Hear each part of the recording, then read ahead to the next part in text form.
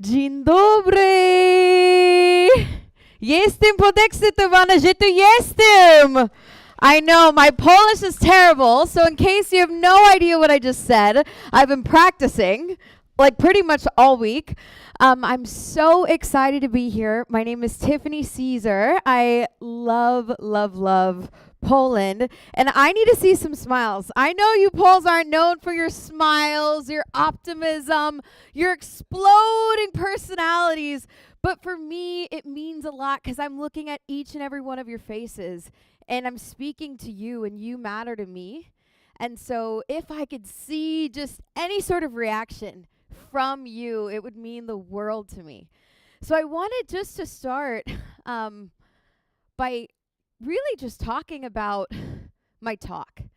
And I chose this topic, which is a surprise, because I know I was going to talk about data needs the dreamer. And, you know, I'm a director of data and AI, and I work with Microsoft, really most massive tech companies, but also with, you know, our federal government and the United States of America. And I work advising leaders on their AI strategy and all that data stuff. But really the thing that I'm most passionate about is wonder. And I think that's the key. A lot of people have asked, they're like, okay, Tiffany, you're 26, you've done a documentary with Bill Gates, you fly around the world, you speak, you know, are finishing your PhD and da-da-da-da-da, I want to hear about your AI stuff, and what's your success? And I'm like, it's not because I'm so brilliant, that I'm so much smarter than anybody else, but I think truly the key, where the journey started, was the wonder. And that's the wonder that every single one of us have. And in this talk, I really want to pull that out of us, to pull the wonder out of our eyes, for us to liberate our minds and to start to wonder again. But it really doesn't end there. It's only the beginning. So I want to start by defining wonder. What is wonder? And why is that so important? Why is wonder the key to success, or at least the key to mine? And I truly believe the key to yours as well. But that just unlocks the door. So if we look here, wonder, the noun, means a feeling of amazement and admiration caused by something beautiful, remarkable, or unfamiliar. It also can mean a desire to know something, to feel curious. And we all know that wonder can also mean to feel doubt.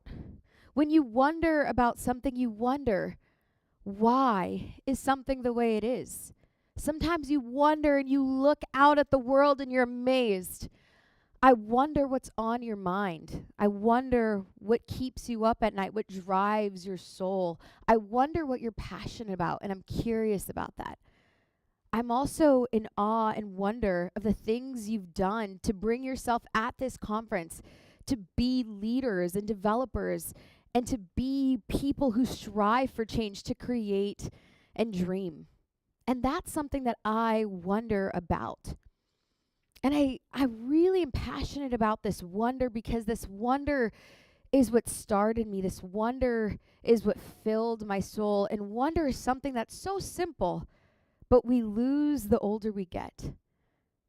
When you think about kids, the reason that they're so bright and they're so exciting and they're so fun, and you could talk about bubbles, and why it drives them to do crazy stuff or build cool stuff, or they're fascinated with the world around them. It's because they haven't been jaded. Their minds haven't been imprisoned and enslaved and morphed by society, family, pressure, financial obligations, the compulsion and desire to just chug through unfortunate circumstances. Their mind is open, and so they wonder. They create. They ask questions. And wonder is so important because it started the most incredible things of this world.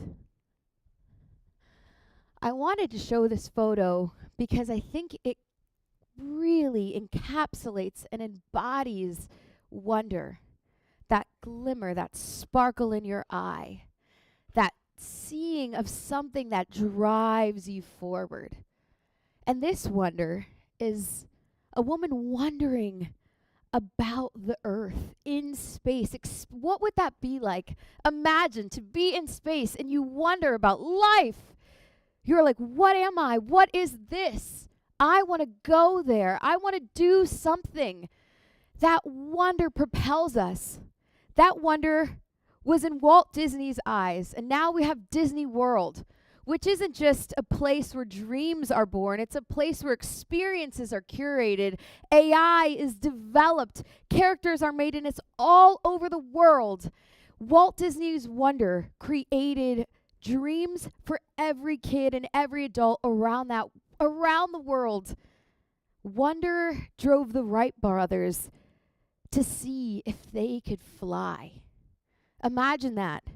100 years ago, someone had a dream. They looked at a bird, they looked at the sky, and they said, I want to be there. I don't want to be here. I want to be there. I want to fly. People probably thought they were out of their minds. They're like, no, people don't fly. They drive, they walk, they crawl. They take trains. But humans don't fly. But that didn't stop the Wright brothers. And now we have the airplane. But it started with a wonder, a challenge of the known, venturing into the unknown. And that takes courage. I think about Danielle. She spoke yesterday. She was the keynote. I love that young lady. She's brilliant. She wondered about preserving languages because she experienced what it was like to be a Native American person and having her culture disappear. And she wondered, but what if I could not only save my culture, but the culture of many others around the world? And that drove her to be speaking all over the world and at this stage today. And for me, wonder drove me to do crazy things.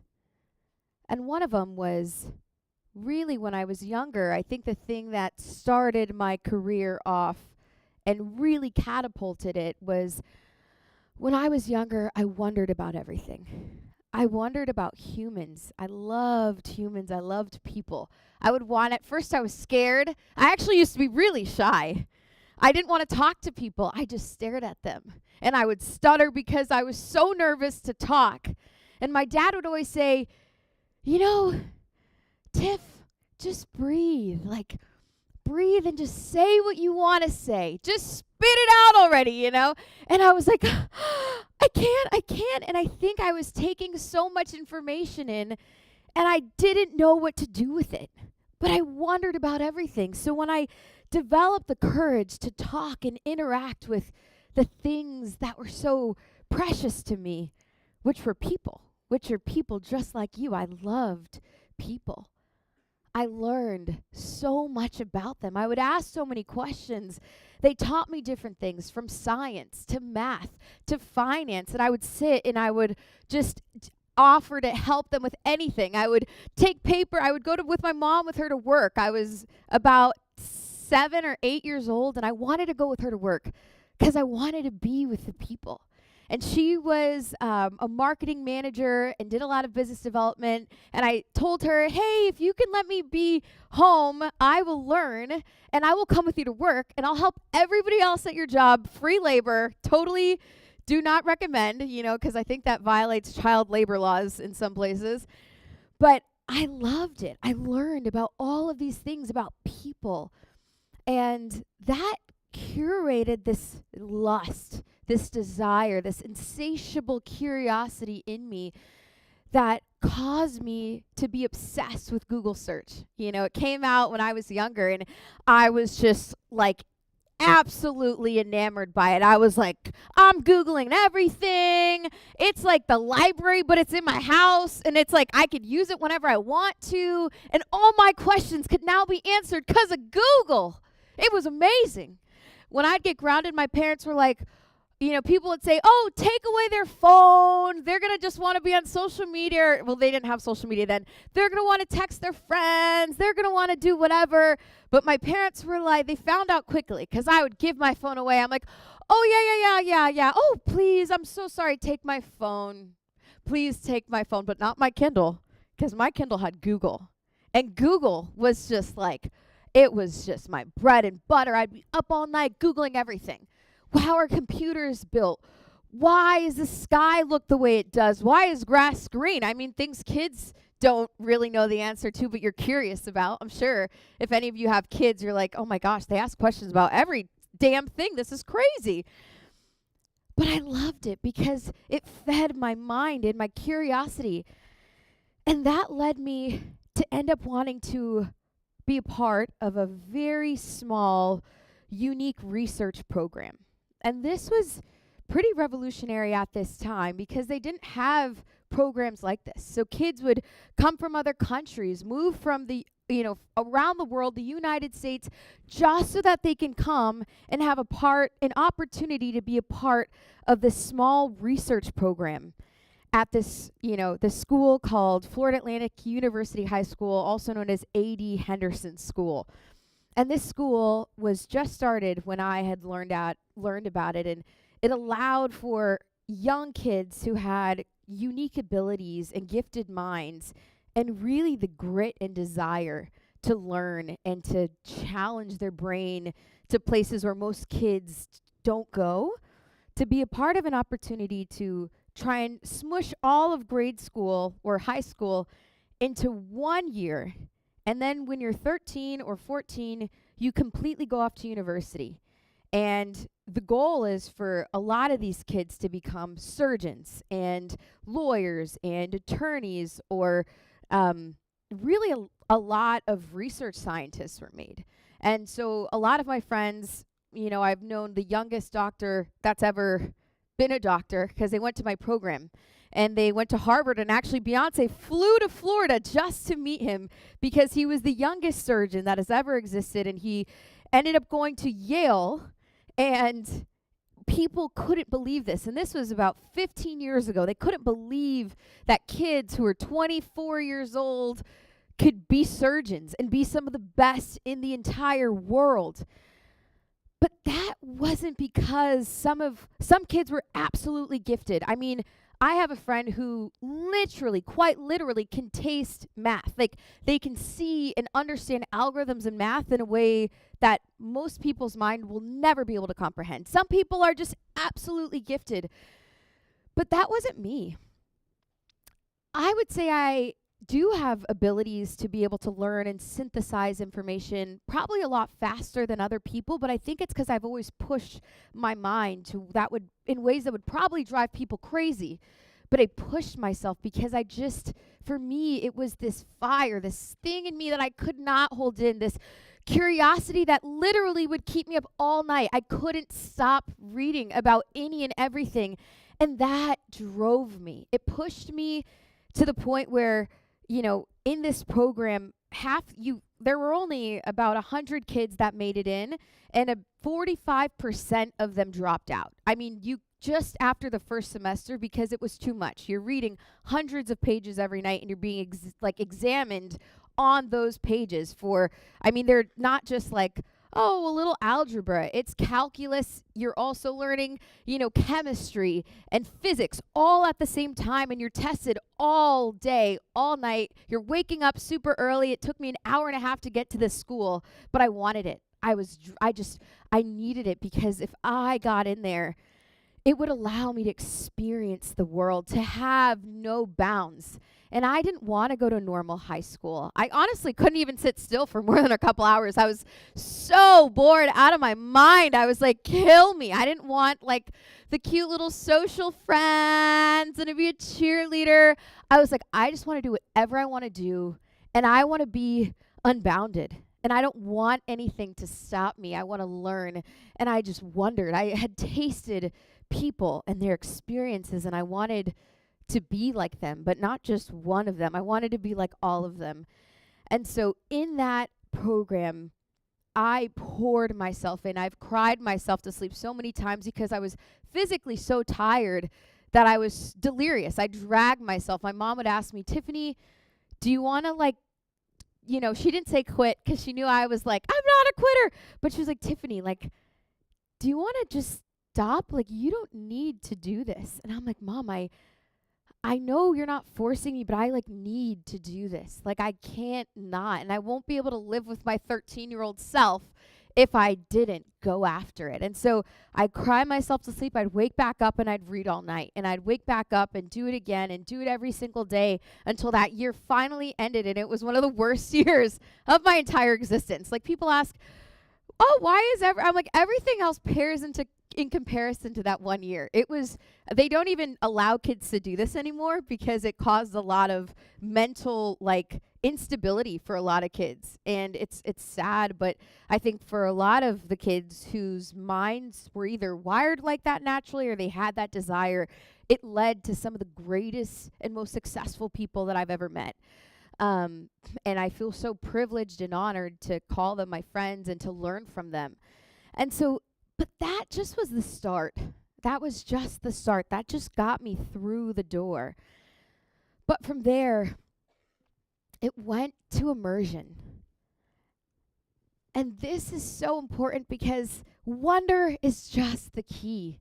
Wonder gets our foot in the door.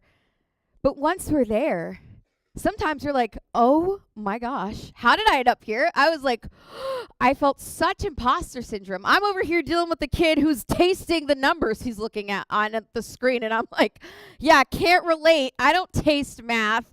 I'm not just seeing music floating in the air. I'm not a supernatural freak, so to speak, like a lot of these other kids. And it was easy to them. They were just like, oh yeah, I just looked at the page and now I know all of all of the chemical rules and how everything works and molecular collision and all of these, subatomic particles and the way they work. And I just know this because I just looked at the page. I'm like, can't relate. I'm crying. I'm literally in bed crying because I'm so tired that I have to keep myself up because I need to pass. I forgot to mention in this program, if you got 2 or more B's, you're completely out. You fail the program.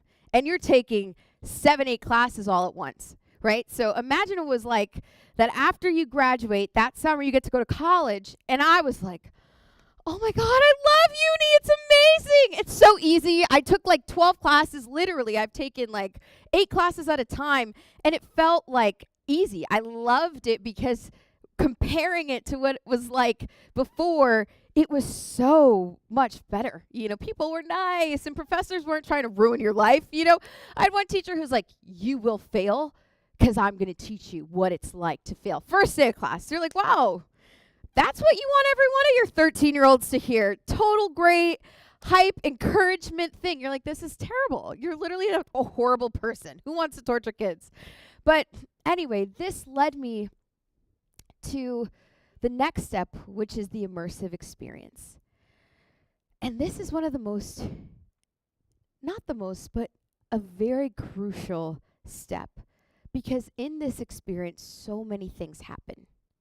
Not only are you courageously entering a new space, but immersion means to plunge into something that surrounds or covers. It's commonly used in reference to liquid or water submersion, complete and total plunging into something, to involve oneself deeply in a particular activity. And a lot of times we don't realize this, but we don't really immerse ourselves in experiences. And in modern day, it's quite easy not to. We have phones, technology, so many things to distract us. So a lot of the time, we kind of tiptoe. We kind of dip in, and we're like, oh, woo, I'm wet. I'm submerged. I did it. I was in there. We tell our friends, oh, I'm a diver now. I dipped my toe in there. Woo! It was scary, but I did it, and then I ran off, and I took my selfies on the beach, and I sent it on Instagram to all my friends. And we think that's immersion, but I'm here to kind of tell us that is not. And if we want to be successful, we need to immerse ourselves in experiences, in every experience, because only in that complete, utter, total immersion are we really able to see and learn and experience the world around us. I love to dive. I grew up in South Florida on a beach. My mom's Jamaican, and which is ironic because she actually can't swim, but I love swimming and I love the ocean. And I saw this photo because pictures are worth 1,000 words. And to me, this picture embodied everything I feel when I dive. And I love it because my mind can sometimes be so overwhelmed and life gets so crazy. But when I'm submerged and I'm in the water, I feel like I'm not in my world, but I'm in theirs, that I'm just an observer. I just get to look in. And honestly, part of that just feels so freeing to not have to think about myself, but to completely let a bigger force than me take over my body, and I get to just witness. And that feeling of immersion, of almost weightlessness in the midst of awe, it drives me. And I think that concept that I've learned and experienced through diving has allowed me to really see that in other areas of my life. But in this photo, there's a diver who's emerged. They're submerged in that water. There's fish around them. They're looking at the reef. They have goggles on, and they're seeing the world. But they're not just seeing it from photos. They're actually a part of it. It's hard to breathe. The pressure is heavy on your chest, but you're alive. And you're so in touch with everything around you because it's unnatural to be immersed. It's not something that just happens to you. It's something you choose to be in. You choose to dive all in. You choose to hold your breath and open your eyes and feel that heaviness, that weightlessness at the same time. And I want us to just, when I talk us through the second part, the second step, when you get through that door to success is the immersion. I want us to keep this image in mind because wonder just opens the door, right? Wonder just made me decide, wow, something is interesting, and it made me curate a dream. But that dream is where a lot of people just end, right? They have a dream, they see beautiful things, they see wonderful places, and they're like, wow, one day, maybe it'll never happen, but one day I want to go there. And then they're like, oh, one day I want to go to the moon. One day I want to be a millionaire. One day I want to change the world. And then it's one day, and then Tuesday happens, and then it's one day and Wednesday happens, and then it always just becomes one day. And a lot of people never take that wonder and dive into it. And it takes courage, and it takes a willingness to go into the unknown, into places that are uncomfortable and oftentimes completely unnatural for us to go. But that's what immersion is. It's not just dipping your toe in. It's not a dream. It's not wondering. It's not seeing something cool and being awe. It's going in. And so the second part of my story is when I got to college. Because here is this 13-year-old girl. Honestly, I didn't grow that much. I was always pretty short. These heels make me like 5'7". No, maybe like 5'5.5" still. But I was like, oh my gosh. I was even more awkward than I am now, which is kind of hard to believe.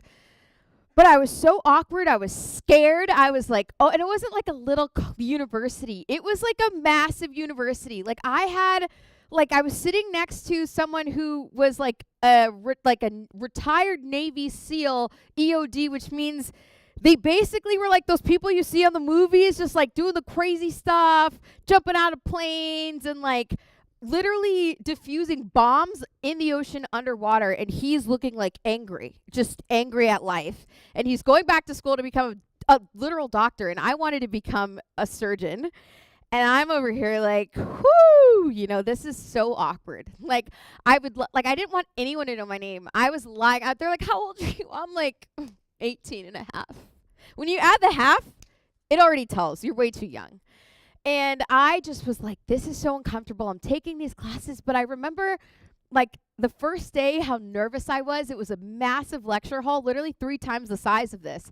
And here I am with, like, my little books in my backpack, trying not to be weird. And, like, I didn't want anybody to notice me. I just wanted to slip right in. There weren't a lot of kids. So imagine, like, 50 kids in a university of 30,000 people. Like, there's not a lot of people you can go to who can relate. So here I am, just sitting. And I was like, I don't want to be in the front row, but I'll be in, like, the second row a little to the corner. Because I still wanted to be, like, in the front seat. I was such a little nerd. And I was sitting there, and I was just like, I feel so, like, weird. Like, I feel like everybody's staring at me, even if they weren't, but I just felt so uncomfortable. And it was my first class, and I wanted to, like, cry a little bit because I just was lonely, and I realized what I had gotten myself into. And then one class went to another. The Navy SEAL ended up becoming my friend. Didn't know how old I was because I would teach him, like, biology. I was like, okay, this is, like, what's going on. So I would tutor a lot of people, and that's how I made friends, because I wasn't going partying all night long because, they don't allow 13-year-olds to do that in America. And I began to love it. So I'd ask him about what life was like, and he'd ask me about my life, and I'd kind of deflect because I didn't have a lot of life stories, and I didn't really want anybody to know my age, but that experience changed my life. So then it went from biology to chemistry to biochemistry to genetics to physics. God, I loved physics, and I could take as many classes as I want all day. So I took 6, 7 classes all at the same time a semester, and I loved it because I learned so many things and met so many people. And then I had talked to my parents' friends, and they were running, like, a global nonprofit for this, like, billionaire philanthropist, and he was from Singapore, and I'd talk to them because I'd always want to, like, be with my parents and, like, their friends, and I thought they were so cool, and I thought I was, like, a little adult too. I was like, guys, I'm so mature. I'm in uni now. Like, you can tell me all the things now. I'm ready for it. And so they were telling me about, like, what it was like in Cambodia and going to these different places, and I went to this international conference with my church, and I met someone from South Africa. And then I, like, ran back to my parents, and I'm like, guys, me is 13, right? My first year in college, and I thought I could run the world. Mom and Dad, I'm really trying to go to South Africa. Like, I want to go by myself. And they're like, you want to do what? Like, you haven't really even gone anywhere, and you want to go to South Africa with a group of strangers. And this was in a time where it was, like, a rough political time in South Africa. And I was like, but I will get all the money, I'll find the right group, and I will have you talk. I'll do all the work. All you have to do is just say yes and sign the paper where it signs my rights away and your rights as well. So I go. It took a year, but I was persistent. I would find every South African I could meet, which there weren't a ton in South Florida. I would have them literally physically stay at my parents' house and talk to them before they flew out to South Africa, like a bunch of these American kids that were way older than me who were going on these trips. And so my parents were like, okay, do you really want to go? And really, it was my mom. She was like, I was like, yes, and I will do anything. I'm so responsible. Like, I will literally do everything. And so she was like, okay. So I went to South Africa with a group of strangers, and it was one of the most amazing times of my life. And I immersed myself with these strangers who were much older than me because I convinced the people who were running the trip to let me in to this trip, right? And so I go there, and it changed my life. So then after that, I'm in college, so I have months and months of time and free time, and so I start organizing trips for other young people my age and older to go around the world. So it went from South Africa to Cambodia and India, all before I was 18, and I was loving that experience. And that experience led me to realize something, that it's not about ourselves. Success isn't about us, honestly. Like, I'm not someone who's just so much incredibly, like, I can't taste math, right? I'm a normal person. I just wonder about a lot of things, and I will kind of just jump right in, even if I have no idea what I'm doing. But that doesn't really make success. That just makes somebody who loves adventure, maybe an adrenaline junkie, it doesn't make someone successful. What makes someone successful after you wonder and after you immerse, you don't just dip in and take your selfie and go back to the beach and grab a cocktail. It takes you seeing the world around you and then realizing, what good is it if I can't add value to this amazing experience? If I don't want to save the reef, right? What value is it? And so that led me to my third point, which is add value and build advocates. That is, if anything, one of the biggest keys to success, because we can't do it by ourselves. And honestly, even when you do, it's so unfulfilling.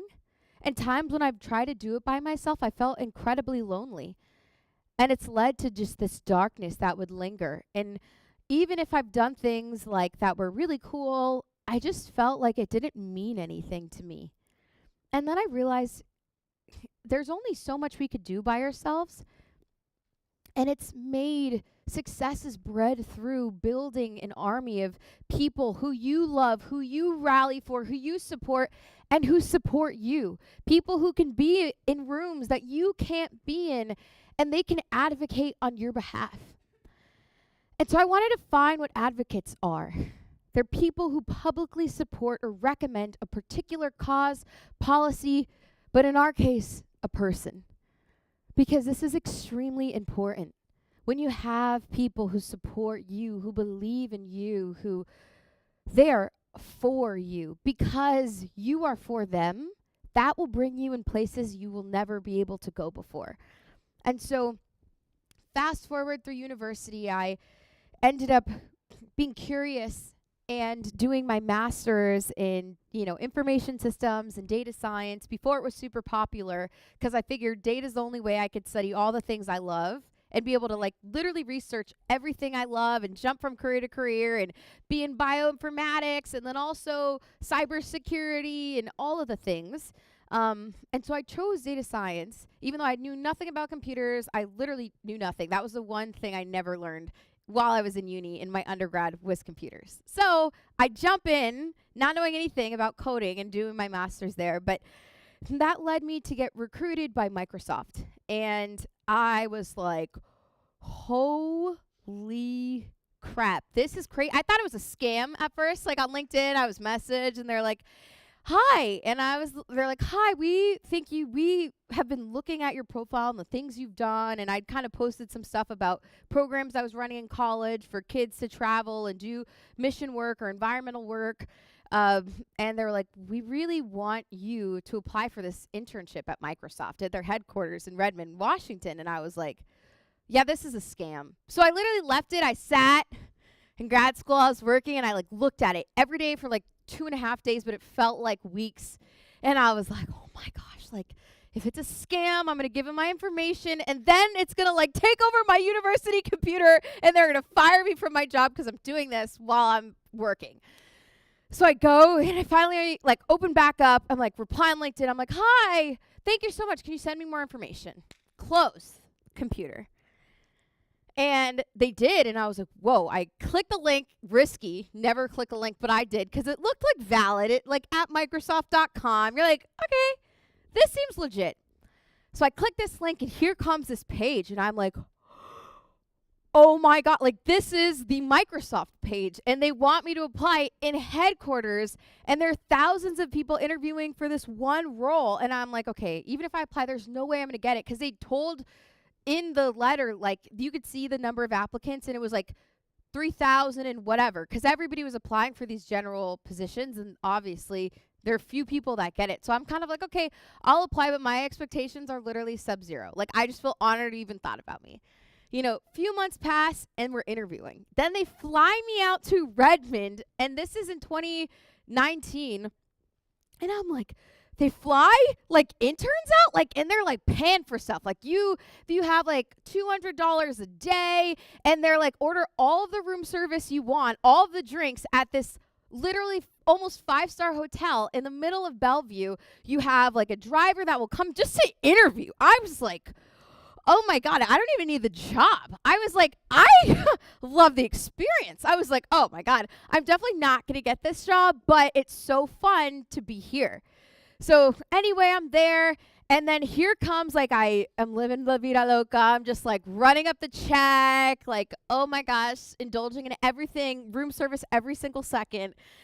And I'm just like, enjoy it while it lasts, because this will not be reality, baby. So I go there, and as soon as I get to, Microsoft campus, and there's literally like 100 people, and this is only for one round of interviews because they had several rounds.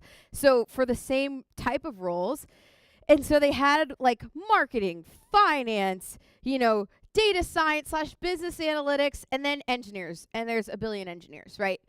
And so they put me in marketing because I was kind of friendly. I dressed up, right? Because I'm from Florida, and I was never like a part of the cool hacker culture where you just like run around in like hoodies and like your sneakers and you're super cool. I was never that. I was like, I don't know anything really about coding, but I will like learn anything. And so I'm the only one dressed up. Everybody else is wearing hoodies and jeans. And I was like, okay, this is awkward, but whatever, I'm not going to get the job, so I'm just here for the experience. That leads me into the interview rounds. And I'm talking to the people who were with me, and they were literally recruited by the head of the department that's hiring for this, because they were like a Stanford alum, and this person was a management consultant at like Bain, which is like an insane company to work for. And then they did their master's at Stanford. And I'm like, first of all, I'm literally like 19 years old. I never really worked a real job. Like, I was like, I don't really know a lot about this. I could barely code, but I learned it in a weekend, And here I am, like, okay, well, I'm definitely not going to get this role. So fast forward, and they are asking everybody questions. Everybody's kind of running out, and it's kind of frantic, and it's an all-day long process. And they ask, like, this question, and this is the last question of the day. And I see people, and usually it takes like an hour or so for them to do an interview, but the people who were going in before me for the same role, they were going in for 15 minutes and coming out. And so I'm like, dang it, like, these people are like, it's either super easy or they're really smart, right? Like, there's no other way to look at that. So then I go in there, and they ask me this question, and I'm looking like dumbfounded. At first I'm like, wait, is this like a serious question? Like, there's no answer to this. And they're like, so what type of algorithm would you use to solve this problem? And this problem, in my mind, after I'm asking them questions, I'm like, this isn't like a solvable problem. Like, this isn't something somebody can solve. And so I'm thinking, like, how the heck did these people finish this in 15 minutes? I'm like, I'm so dumb. So I sit there, and I'm like, okay, well, whoo, taking the jacket off. Speaking of, I'm getting a little warm, so I'm taking the jacket off. I'm over here, and I'm like, geez, like, literally sweating. It's bringing me back. I'm sweating now thinking about it. I'm like, okay, here we go, And I'm like, okay, but I, like, don't let them know. So I'm like, oh, okay, so tell me about this. And so I'm like, okay, give me, like, your, like, statistical breakdown of this. And I'm like, okay. So then I'm like, okay, so what do you really want? So I'm like trying things, and I'm like, can I get a whiteboard? And I'm literally sweating. So I'm like, okay, so here we go. Here's what we're gonna do. And anyway, long story short, I don't end up solving this question. And I'm like, I feel like I got close, but they're like, no. And they're not helping you figure it out. And so I'm like, okay, well, I'm going to use every second of this time to try and figure this thing out. So I was writing all the model, like trying to figure out like calculations, computations, like literally writing math on the board, trying to figure this out. And they're like, sorry, ma'am, like the time is up. Like, the time is up. You need to go. And I'm like, well, thank you so much for your time. And I walk out of there, and I'm like, I sat down, and I wanted to cry, but I like looked at the person next to me, and I'm like, how did you guys solve that? They're like, oh, we didn't. You don't solve that. It's an impossible question. And I was like, really? So you didn't solve it? Like, you didn't try to solve it? And they're like, no, like, everybody knows. You took this class. Like, this is one of those impossible questions. And I was like, I never considered that. And then I got the job instead of them. And it wasn't because I was this Harvard student or could solve all this stuff. It was because I didn't give up. And I had advocates. So anyway, I become an intern, and this is when the advocacy starts. So the reason I say people are so important is because it literally catapults you. It gets you from here to here very quickly. Because if you are just by yourself, you're never gonna get super far. But if you have someone else who's bigger, stronger, they've already done it, they're older, they've ran the race, they could tell you, don't take here, don't do this, do this. Or guess what? Actually, call me, I'll talk to this person, have you talk to them, and I'll just get you the job, right? Because they trust you and they know you. And that is how I've jumped so fast. Not because I've known everything, but because I am willing to do anything and I want to add value to the person right next to me. And people love that. And I try to make people feel something because I deeply love and wonder about humans. And I love them. And I want and genuinely care about trying to add value in any way I can, if it's with a smile or a kind statement or just being curious about them and their day and their life. But that builds advocates. It builds a troop around you of people who are willing to support you that you can leverage and learn on and lean on because they know, oh my gosh, yeah, Tiffany, like she will do whatever it takes. And like I believe in her and she believes in me and I will advocate in her in those rooms where she will never be able to reach. So I'm an intern. Here I am at Microsoft with all these super smart people like I went to high school with, and I felt like imposter syndrome.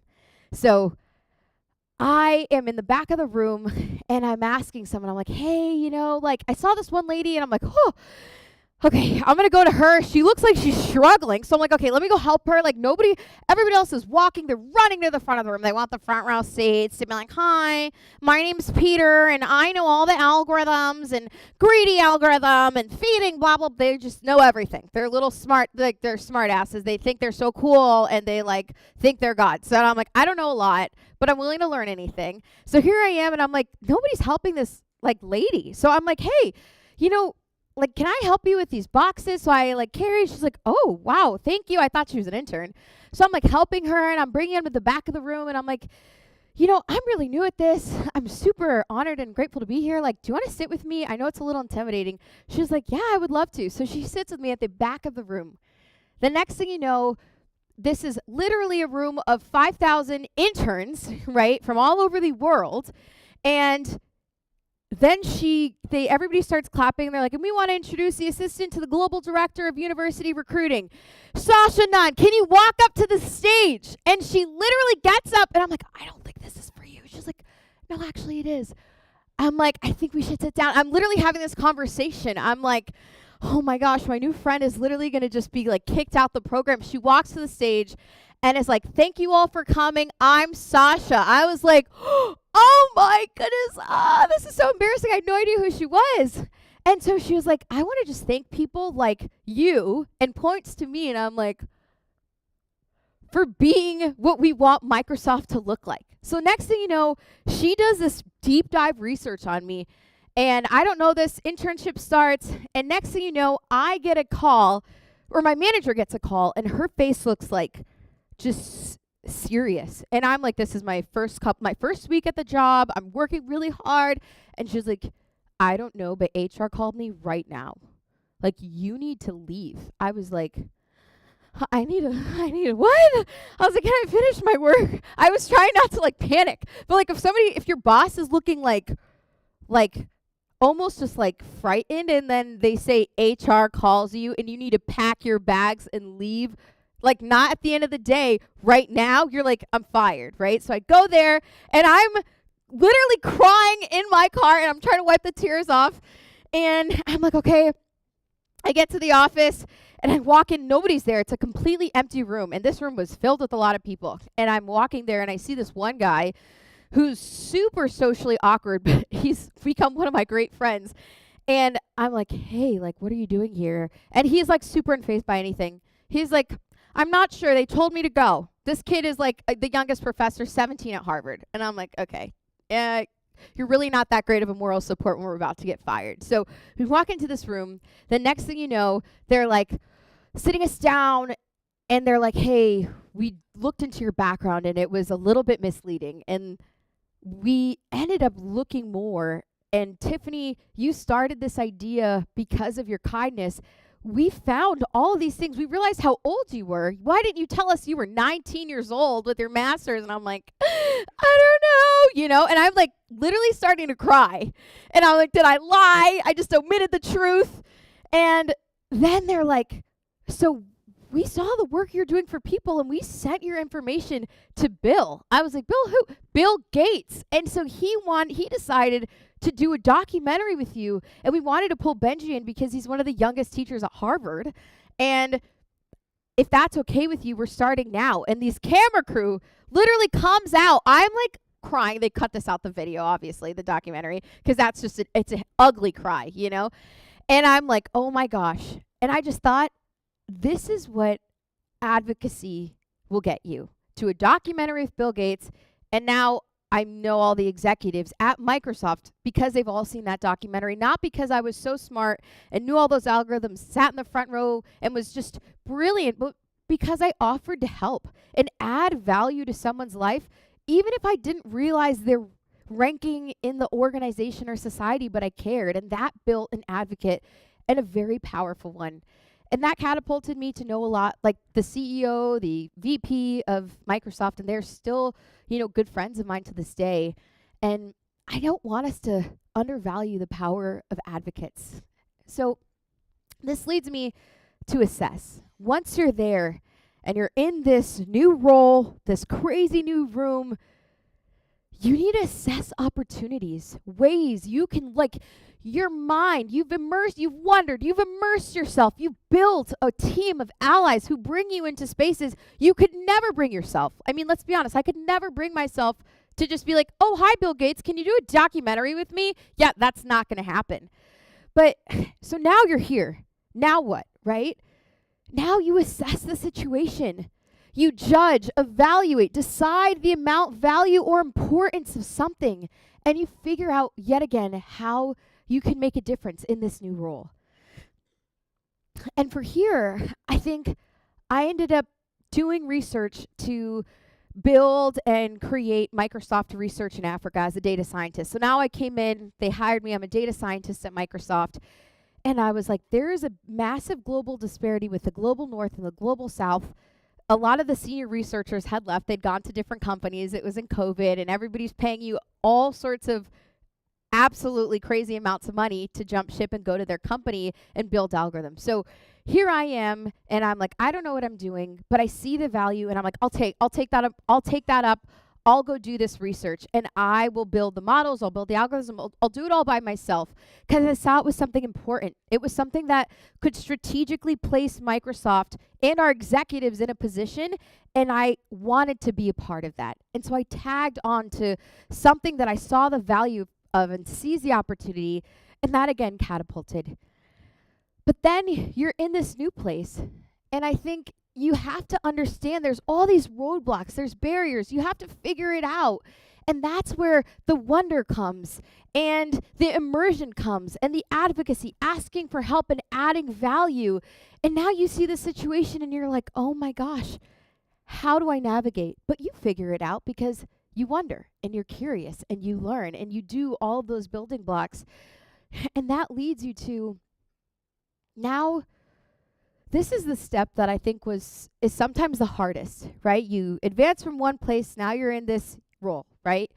And you figure your role out and you're like, wow, I'm getting comfortable, I'm getting really good, but another opportunity comes, and one that you have no idea about. And for me, that was my most recent role that catapulted me from literally like a research data scientist, and I'm building models. Like, no one's really talking to me. I'm just like, chomping down on some math on my computer in the dark by myself. Ask Mark, he knows. He's my husband. Hey, Mark. And so here I am, and I'm like, this is great, but I want to do more. Like, I can't just stay here. Something in my body, right, is just insatiably curious and desires something more, right? But something more isn't just given to you, but there's opportunities. And so I was speaking at a different conference, and I was like, I met this woman and I talked to her again, right? Advocates, your friends, you build allies. You don't know who this person is, but they end up being the CEO of a massive national security federal company. And they invite you for drinks. Love a good drink. Happy hour. I'm a happy hour warrior. Put a beer in my hand. I'm like, woo, a little too much, And so we're sitting here, we're talking, and she ends up, the next day, she goes on stage, gets a massive award in front of 30,000 women, all from Microsoft, Amazon, blah, blah, blah, you name it. Then she comes to my talk, and afterwards is like, hands me her card. And we'd met the dinner before, just chilling, hanging out, talking. I'm making some jokes. I'm stuffing food down my face, oh, yeah, what do you like to do? Blah, blah, blah. Like, let's hang out.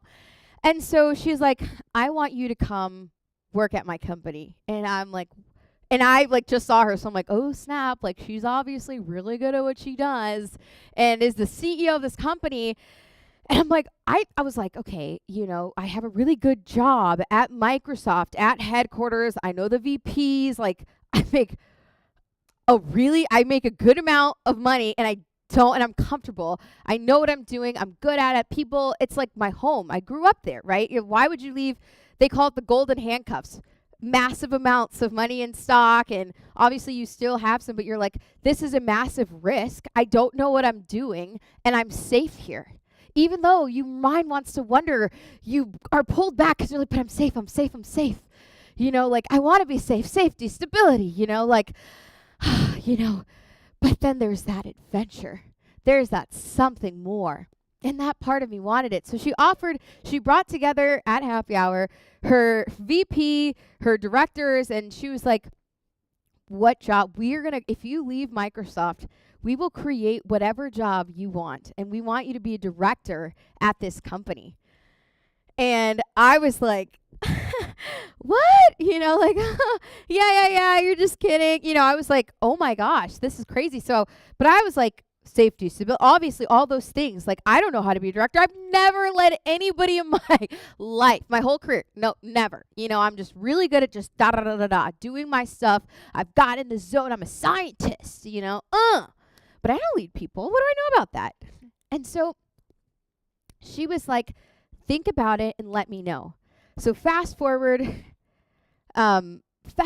here I am, and I'm in this new zone, and I'm like, okay, I'm going to go. But they didn't tell me that I was going to come on to be a part of a team to present to the CIO of one of the largest national security agencies in the world and build an architecture for their program. And by the way, it's hundreds of millions of dollars, and you would be running that program. So you're not just a director of a manager to you're director of over 100 people and hundreds of millions of dollars. And by the way, you're going to win this for us.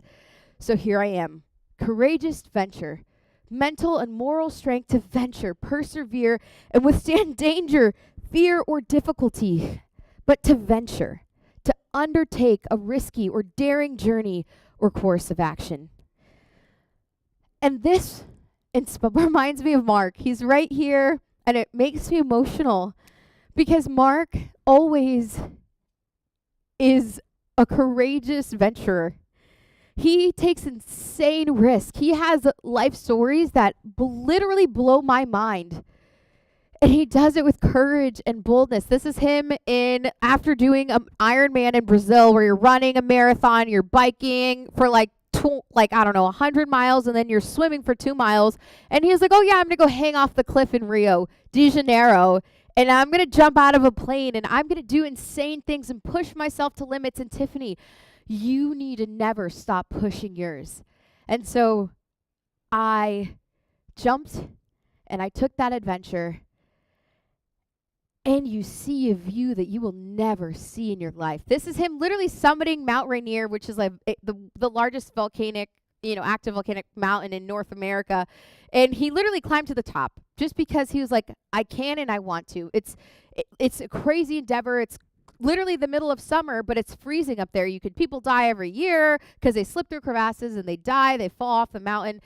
And here you are venturing with courage. And so I just thought, I talked to him and I'm like, I'm going to do it. So we came, didn't know if we were going to win. We won that deal. And now I'm running a team of 100 and something people leading AI, data science, building massive national security infrastructures. And I'm here today. And that wasn't easy. It came with the need to adapt and adjust to new conditions. You think you're going to run a race, but then you have to crawl under the mud. You have to jump over. You have to swing across stuff. But that's all a part of the journey. And to succeed, you need to change.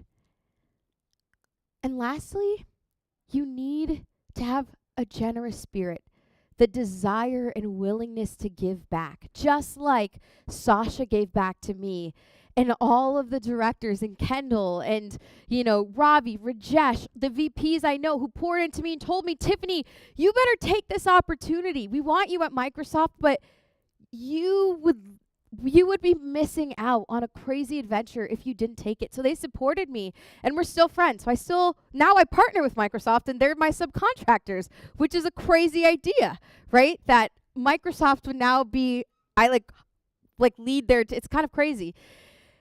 But it doesn't end there. The way to continue to succeed is to have a spirit to give, to share your information, to not just share monetary value or just a little bit of time, but your life, your experiences, your failures. Because I failed so much, and I could literally talk for 2 hours on that alone.